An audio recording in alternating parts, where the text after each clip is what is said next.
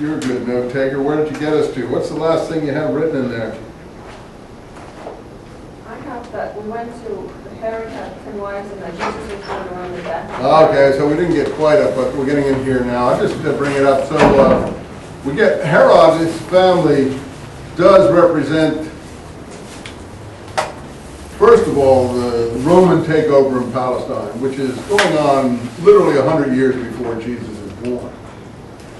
Rather, 100 years before he starts his mission, shall we say. So if you take it in the 60s BC, and then he's not functioning until the 30s in the next century, then you have 100 years basically of Roman control. You think of what 100 years means. Think of 100 years in the history of this country. I mean, 100 years ago was Teddy Roosevelt. I mean, that's like ancient history. And our history moves, much faster. So, honestly, that would be a pretty ingrained situation there. Pretty heavy-duty colonial, if you like, situation. And that doesn't come through in the Gospels, to my mind. And you don't get the feeling of the people unhappy with Roman rule. And that's already, to my mind, a huge historical defect of those documents. Whether you believe it or agree, or I met a guy this past weekend. He said, "Well, we don't know anything about what happened in this period, do we? How do you know that something would be different than, let's say, the Mel Gibson movie?" I said, "Well, we do have a lot of information about this period, in fact, and you can make determinations if you have some insight, and you can, if you're not totally in the throes or thrall of authority." Given authority that teaches a certain thing that you have to believe, if you're not totally in that situation, which some of us are, and a lot of us aren't, but if you're not totally under that situation, then you can make your own determination about whether something accurately reflects something.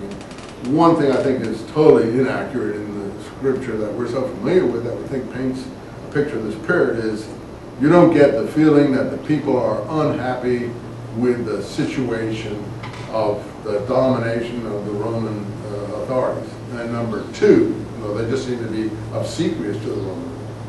And number two, this Herodian family is not elaborated properly. We get them presented as Jewish kings. Well, they may ultimately have been seen in those terms by the time those documents are being written, but they're not originally Jewish kings. And the people had their own native dynasty that was supplanted by this family and was obliterated by this family. And all that is in Josephus, very carefully delineated. And Josephus is not a friend of the revolutionaries. He doesn't like the people fomenting disorder and so on. He believes you should get along with the Roman authorities and the Herodian family. But he still details the whole situation, how they came into power, and in one very telling delineation, he says when Herod took power finally, and we did cover that last time, what was the event that caused him to take power finally?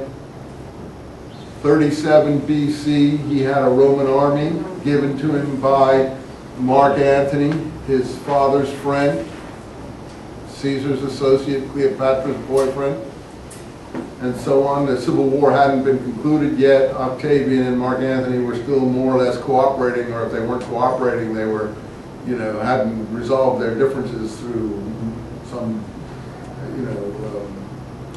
destruction of one side or the other.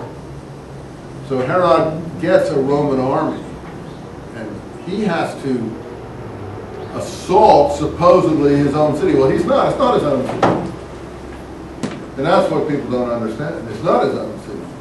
He is a foreign personality. He may try to ingratiate himself with the people, but he hasn't gone very far in succeeding, and the people hate him. And he imposes his will by force, like a Saddam Hussein. In fact, the closest thing he is, in my view, is like a Saddam Hussein, but he's not a native Iraqi, not a native Palestinian, in the sense that Saddam Hussein is a native Iraqi. But otherwise, the personality is almost the same. And he has 10 wives, like I told you. He has any number of women that he wants.